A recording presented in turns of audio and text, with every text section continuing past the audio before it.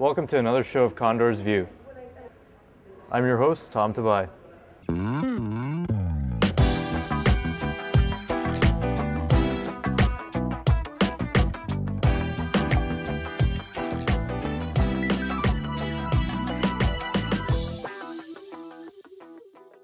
The Canadian dollar is almost on par with the US dollar. Babar Terkelly explains why and who will be affected by this. The loonie is closest to parity with its US counterpart nowadays.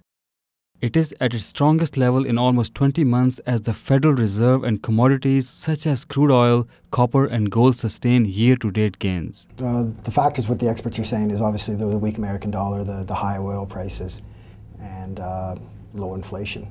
Seems to be what the experts are claiming.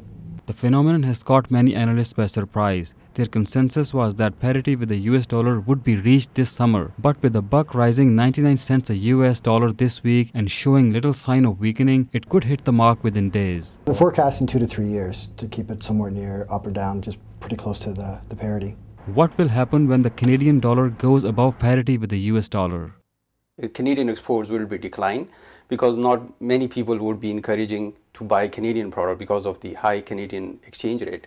And not many people would like to come to Canada because the Canadian dollar is so high now, especially because we mostly depend on the US economy or the US tourists, so there won't be very much interest in coming to Canada. The high-flying dollar is not an unwelcome news for everyone. For some, it is a positive sign. Consumers are getting better prices now. Most of the imported goods will be cheaper for them, available within Canada.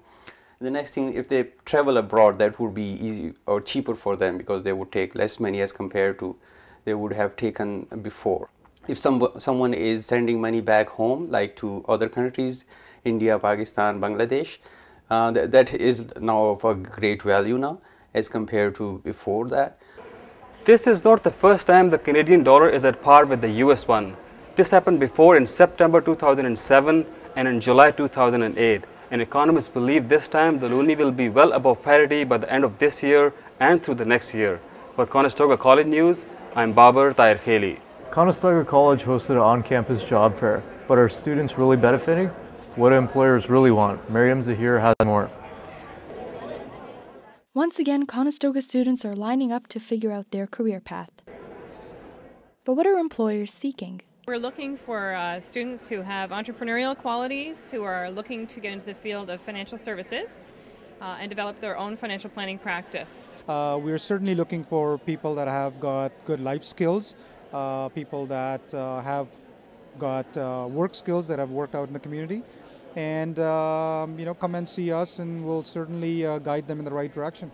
Although many students were dressed professionally and ready to impress, some find the task to be a challenge. No luck so far, but I got a couple of calls, but I'm trying really hard. I apply for a lot of jobs and I gotta keep trying. While others not so much. It seems pretty promising. All the employers have been really welcoming and I don't know, it's been good, I guess. The main point employers try to make is to be confident.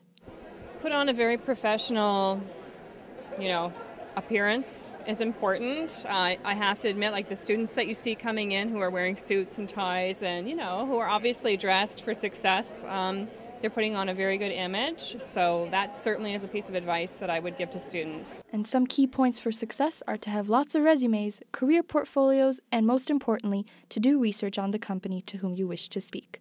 Miriam Zahir, Conestoga College News, Kitchener. With a look at how litter affects schoolyards, Laurie Owen has more. As the snow melts, grass is not the only thing that we'll be seeing. Garbage seems to be everywhere, including one school in Cambridge, Clemens Mill. A popular spot for dog walking, the garbage here has some locals concerned about the buildup and the dangers that come along with it. There's glass everywhere. I'm not saying that's the children, that's probably teenagers at night, which concerns me as well because it just shows that there's no supervision up here at the park. And the dogs are walking through the glass. There's a concern of their feet getting cut, and there's nobody to clean it up, so I don't know what the answer is. The school's custodian says that even though people have complained about the garbage, no one has offered to help clean it up. It's always me and the kids that do it here. The school is a popular spot for teenagers to hang out at night. And the aftermath of a long weekend can leave behind some broken bottles and vandalism. It varies on the weekends.